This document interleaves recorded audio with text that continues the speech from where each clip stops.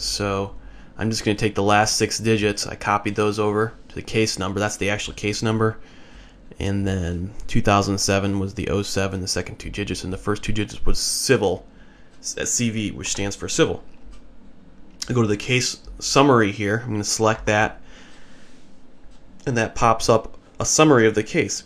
All I really need here, unless I'm going to do some further research, and I can do further research in this particular clerk of courts, they give me a docket which shows all the things that have happened. So if you want to find out why, the more a why of what's happened and do deeper research in some of these things, you can go back and look at the docket. But all I really want to know right now is the filing date. When did the bank actually file foreclosure?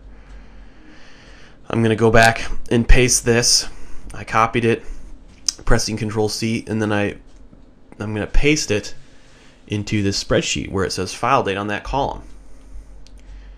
And I'm going to go ahead and fast forward and get all the rest of these.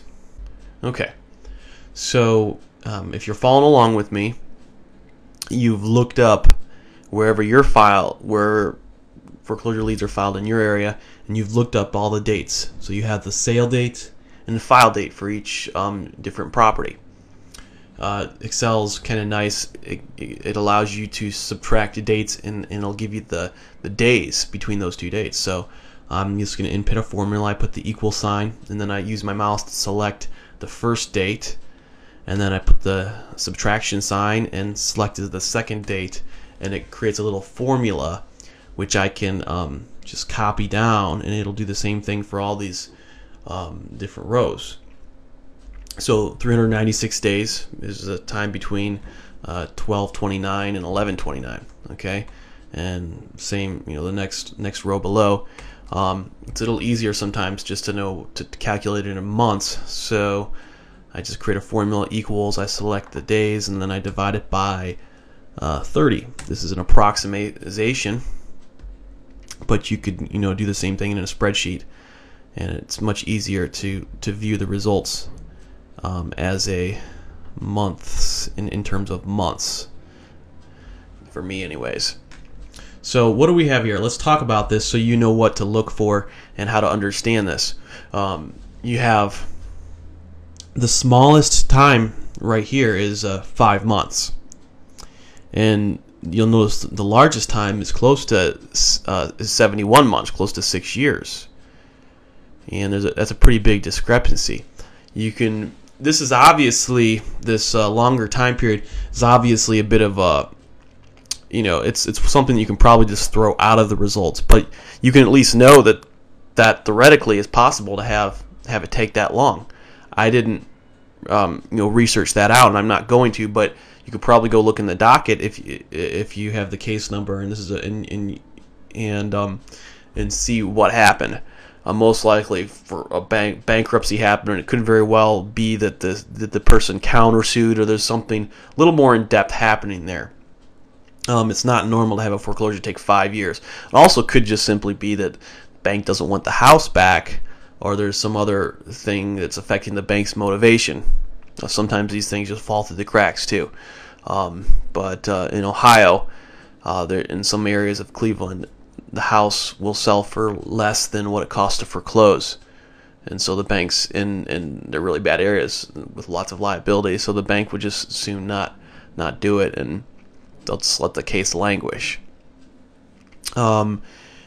You can figure, though, just by looking at the majority, you got 7 different cases that are between 8 and 5 months, and most likely it's going to be 6 or 7 months, you would think here, maybe 8 months if you do absolutely nothing.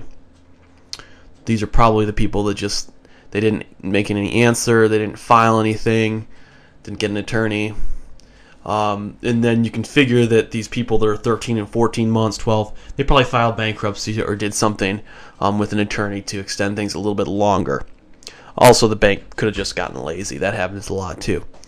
I want to deal with one of the questions today also. What is the best timing? Some people also have asked me, can I do a short sale even if the lender has sued me to start foreclosing on me? And the answer to that question is absolutely yes. A lot of people think that they can't sell their home after they've been sued by their lender for foreclosure. And so they just walk away and do nothing and let their home foreclose and be repossessed. But that's not true at all. Judicial action is just a court action, and your lender would be extremely happy to see you sell it and do a short sale as opposed to them having to take it back. Many lenders will not even allow you to do a short sale until you're 90 days behind, which is when they start foreclosing on you anyways. So yes, absolutely, they actually get more motivated when they've started to foreclose on you. Your homework for today is to go find out how much time it takes in your state. I have a page that shows the times researched by HUD for foreclosures in different states, but these times are changing all the time and they vary within the state. So it may make sense for you to get a better idea of exactly how much time it takes in your state and in your county to do a foreclosure. Go ahead and follow the process. If you need to, go back to the video that I just showed you and do that, and I'll see you tomorrow. If you came to this video by a friend forwarding it to you, or you stumbled upon it on YouTube, make sure that you opt in. Go to eastopforeclosure.com and opt in to receive all of my 7+ foreclosure short sale training courses and counting.